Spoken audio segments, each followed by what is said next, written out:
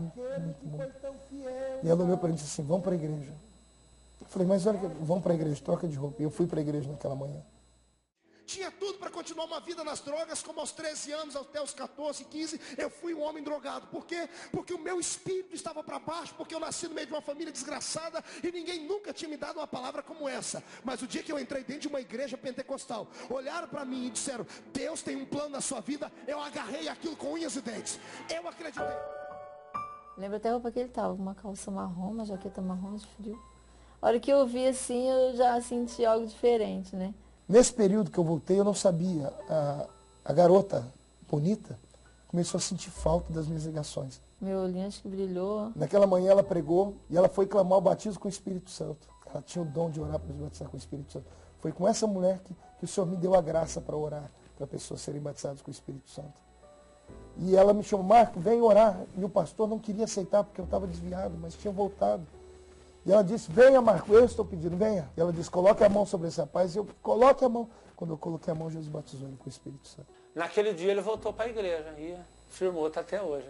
Quando eu voltei, ela foi uma das primeiras pessoas que veio me dar um abraço. E ela falou, senti sua falta. Eu lembro que foi no dia 12 de junho, não me lembro de que ano. Aí foi quando nós começamos a se aproximar. Aí começou a se cumprir tudo que ela disse. Eu ia me desviar, ia voltar com mão forte. Mal sabia que Deus ia usar a mão dela para me trazer. Deus abençoe a irmã Evaldo, onde ela estiver. A coisa melhor que tenho é obedecer o Espírito de Deus, porque Ele é uma pessoa e Ele fala. Começou a firmar na igreja. Eu estava na casa do presbítero, irmão Jonas, era aniversário da Miriam, e eu sentei com o Edileuza num sofá, como eu estou sentado aqui, ela sentou do meu lado, e eu disse para ela, eu quero te fazer um pedido. Eu quero te pedir namoro. E ela olhou para mim e disse assim, mas eu tenho que orar a Deus, tenho que pedir. Eu falei assim, então ore e pensa a Deus, porque você não vai namorar um homem comum, você vai namorar um obreiro.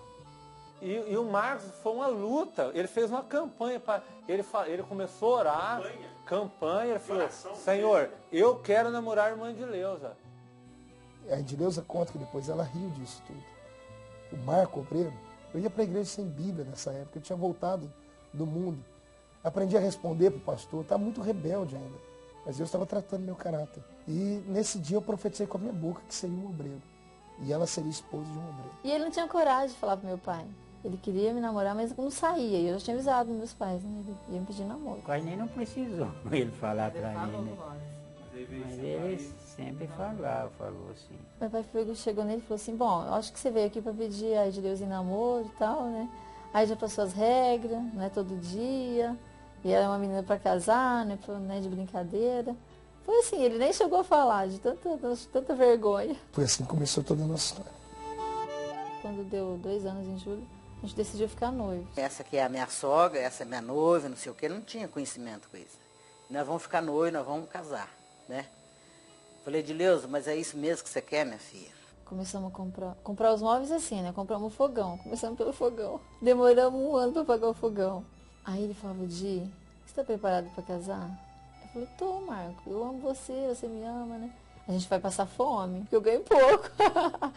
Você pensa bem o que você vai fazer, que você está saindo de um mar, de um paraíso, você cair numa goteira ou num secador.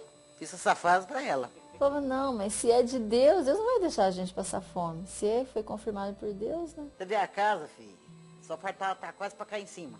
Namoramos 2 anos. 2 anos? Depois de 2 anos tinha que casar. Tem que casar. Nossa, a gente não andava sozinho. Por exemplo, era assim, namoro era, por exemplo, você não podia nem pegar na mão direito, você passava um tempo para pegar na mão, para poder acompanhar em casa, era coisa assim, coisa séria, assim, ele começou a namorar sério. Antes ele tinha uma mobilete, a gente andava de mobilete e tal, mas quando ele comprou a Brasília, a gente não saía sozinho. Se saísse, tinha que levar alguém junto. Nós fomos num culto ao ar livre, né? Ele pregou. E eu de lado, né? Porque a gente não usava calça. É uma mobilete desse tamanho, né? Pequena.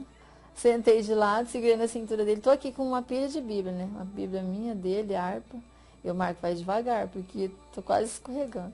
Falei, vou abastecer, né? Tava acabando a gasolina. Aí nós entramos num posto, tava escuro. E ele não viu que tinha umas cordas. Eu só escutei ele, de segura!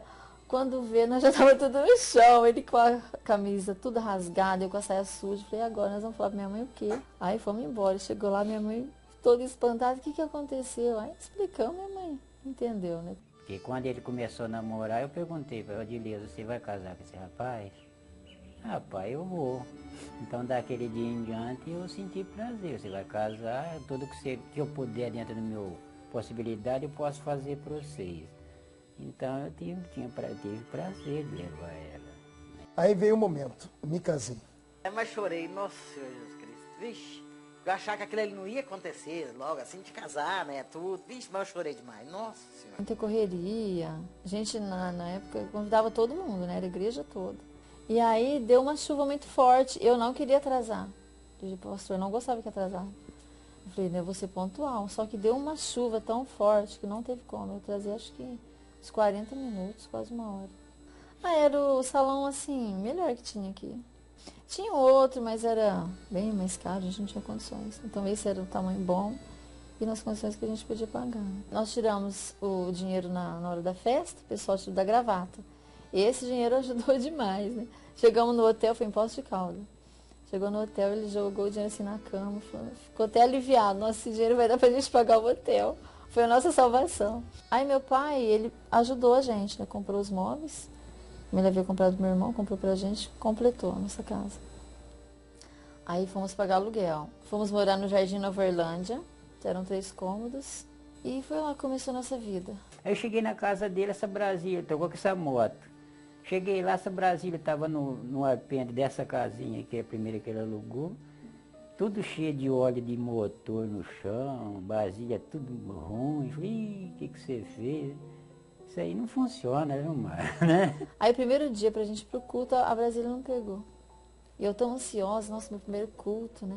Como casada, né? Que jeito, uma chuva. Ficamos em casa, não pegou. Você quer trocar essa Brasília? Ah, se o senhor fizer isso aí, vixe, falei, então vou mandar o rapaz. Aí foi lá, olhou a Brasília dele, tinha uma Belina, né? Uma bonita Belina, 82.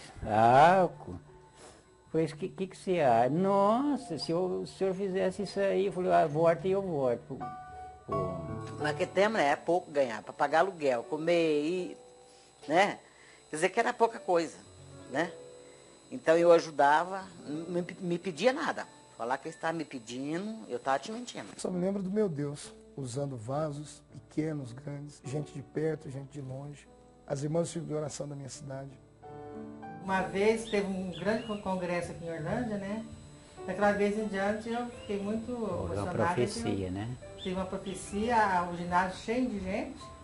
Então o pastor saiu lá do púlpito, andou todo o ginásio inteirinho, né, procurando o Marco.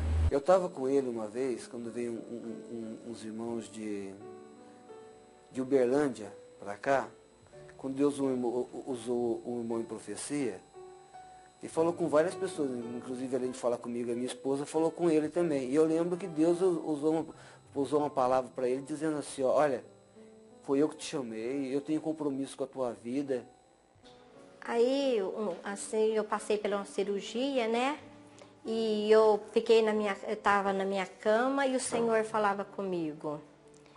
Fala com meu filho, Marcos Feliciano. E eu falava, Senhor, então se for para mim falar com ele, envia alguém ou ele aqui, para mim que eu venha entregar o recado para ele. E o Valdeci chegou.